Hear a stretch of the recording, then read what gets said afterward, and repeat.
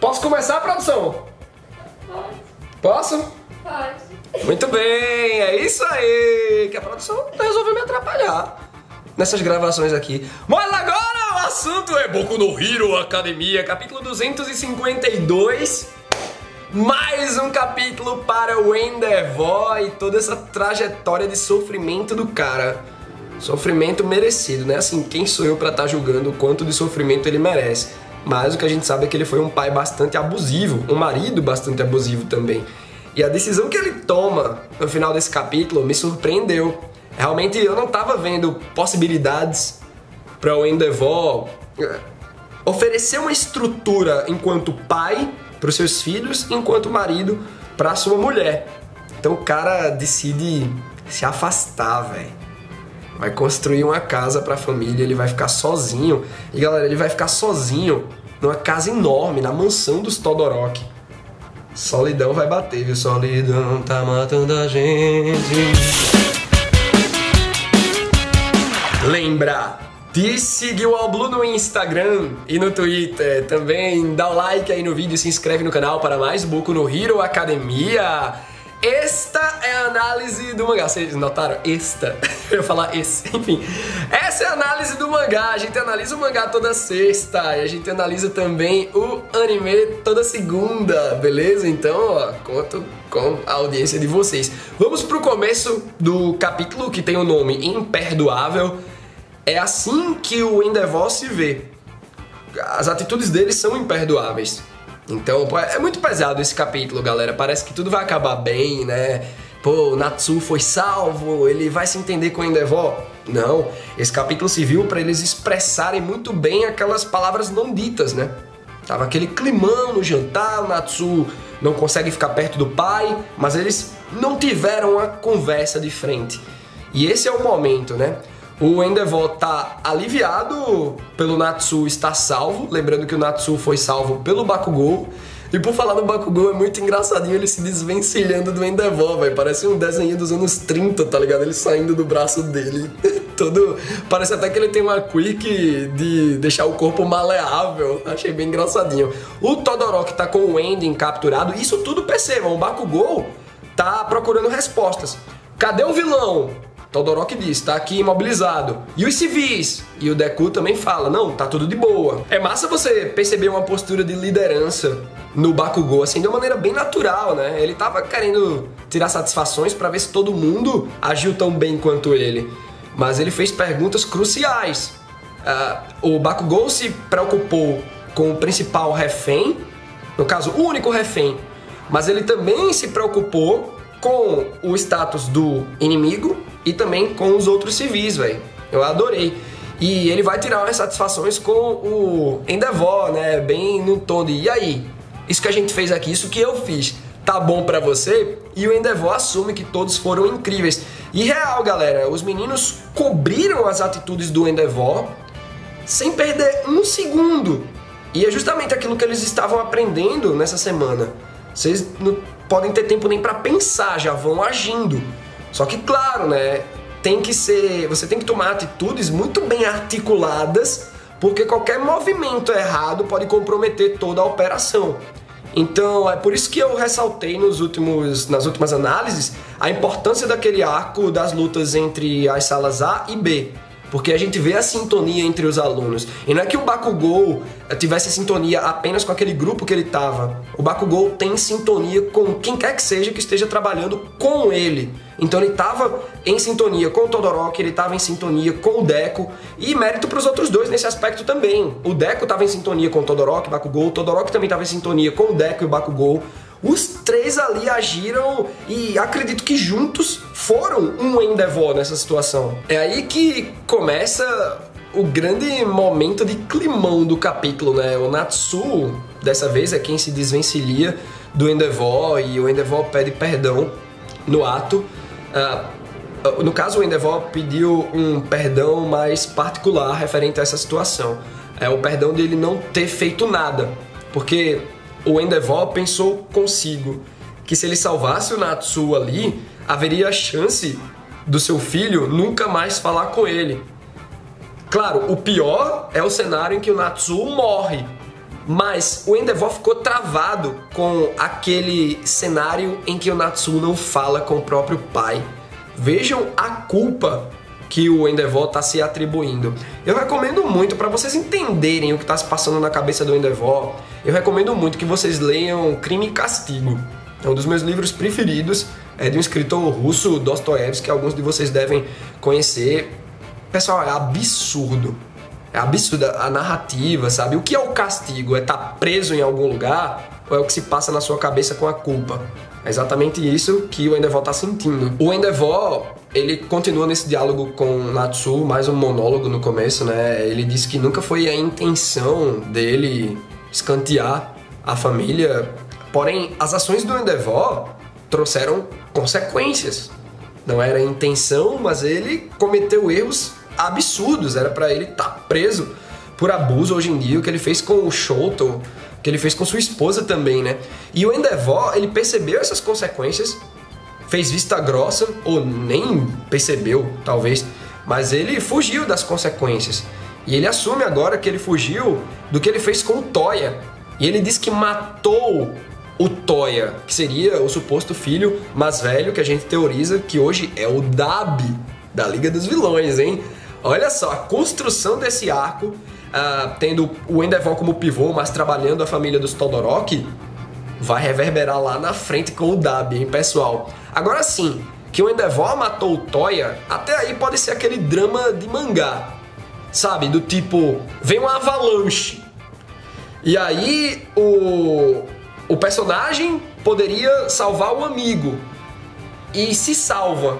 Aí o amigo morre na avalanche. Ele, poxa, fui eu que matei o meu amigo. Não, velho, foi a avalanche, tá ligado? Então talvez tenha sido um acidente e o Endeavor se culpe ao ponto de dizer que ele matou o Toya.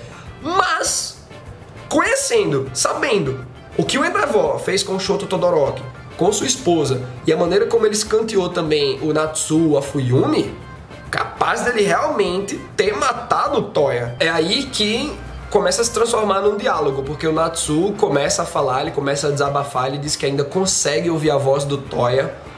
Então imaginem o quanto foi traumático, né? Eu acredito que a Fuyumi não deve ter testemunhado, mas o Natsuo sim. O Natsuo deve ter testemunhado a morte do Toya, né? A morte, porque o Toya é o Dabi. O Toya é o Dabi, galera. E aí o Natsuo, ele profere umas palavras bem cruéis para o atual momento do Endeavor, né? Nunca vai chegar o dia em que eu te perdoe. Pô, pesado, hein? Pesado. Mas o Endeavor entende que mesmo assim o Natsuo foi a esse jantar organizado pela Fuyumi. O Endeavor começa a explicar ao lado da Fuyumi que ela idealiza uma família bem estruturada e talvez ela esteja com esse sonho atualmente justamente porque ela estava vivendo numa família de boas, foi totalmente desestruturada e ela quer reconstruir aquilo. Seria legal ver uma quirk, tipo, a antítese do que é a quirk do Shigaraki, né? Por parte da Fuyumi, uma coisa de construção, né? Pô, é bonito, a atitude da Fuyumi é bem bonita, mas eu acho que ela já deve ter alguma coisa de quirk de fogo e gelo, né? Eu não lembro qual é a quirk dela agora. E o Endeavor, ele percebe que se o Natsuo foi ao jantar organizado pela Fuyumi, que quer reestruturar sua família, ele tá fazendo um esforço pela Fuyumi, consequentemente também pelo Shoto Todoroki, pela sua mãe. Não é pelo Endeavor, mas é pela família. No caminhar da conversa, o Endeavor diz que o Natsuo é gentil, e isso bate no coração do Natsuo, porque ele lembra que ele escutou lá quando ele tava levando os pratos pra cozinha, no final do jantar. Ele lembra que falaram sobre a gentileza do Todoroki. O Todoroki ainda não perdoou o Endeavor, mas está se preparando para perdoar. E essa preparação torna o Shoto Todoroki gentil.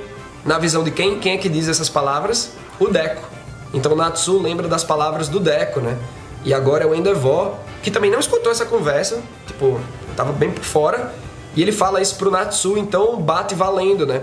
E o Endeavor diz, ó, tá tudo bem se você nunca me perdoar, eu não quero o seu perdão. Não é essa a questão aqui. O Endeavor, ele só quer consertar o estrago. O Natsuo vai se debulhando em lágrimas, porque ele fica bem emocionado ao perceber umas palavras bem maduras vindo do pai, mas ele, apesar dessas palavras, ele não acredita que o Endeavor pode mudar.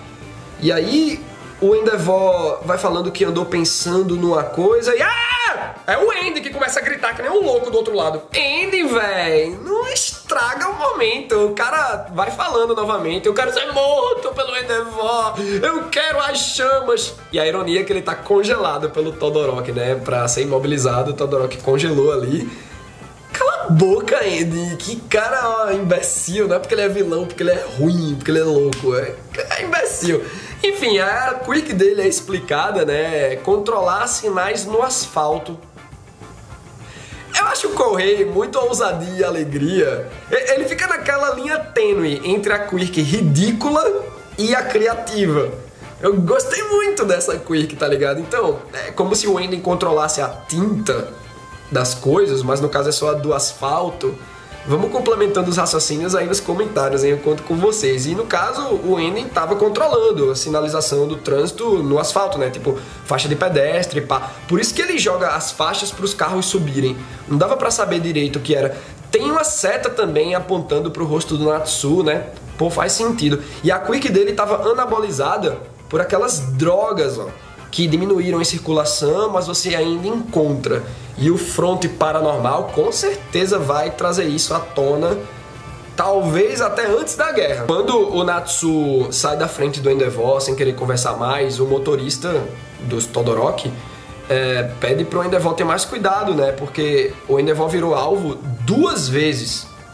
Ele virou alvo dos vilões 2 vezes nos últimos dias. Foi aquele profeta da quick de vidro e agora o Enden, fora o Nomu High-End.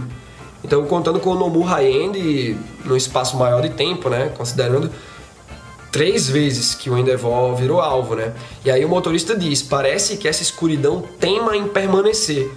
Mas olhem só como o Endeavor tá com esperança no coração, como ele tá agindo e proferindo palavras enquanto um símbolo de paz que ele tá se tornando.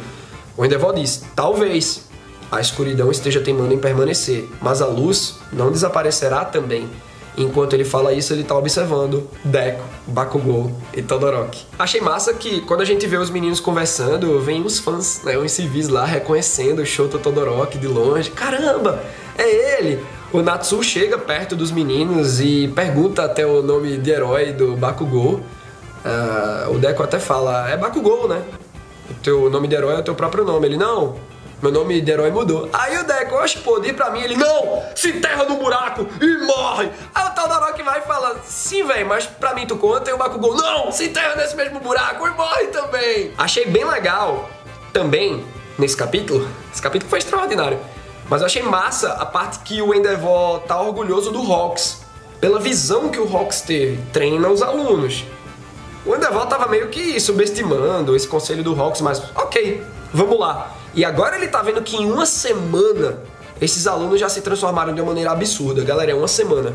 Vocês imaginam então esse trio, todo mundo, de ambas as salas até, não falo só da turma 1A, da 1B também. Vocês imaginam essa galera ao final da UA? Vai ser uma apelação danada, velho. E aí, beleza, os meninos vão pra UA, o Endeavor deixa o Natsu em casa, e aí ele fala daquela decisão, que ele andou pensando numa coisa e pá. Ele vai comprar um terreno perto de onde a Fuyumi trabalha, o Natsu também, e ele vai construir uma nova casa lá pra família, que eles podem até receber a mãe deles lá. Pô, mas e o Endeavor? Ele vai ficar na casa atual dos Todoroki, é tipo a mansão Wayne.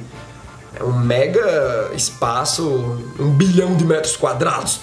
E o cara lá sozinho, velho. No próximo capítulo teremos páginas coloridas pra comemorar o lançamento do 2º filme de Boku no Hero Academia. Esse filme que só deve chegar nos nossos olhos em meados de 2020.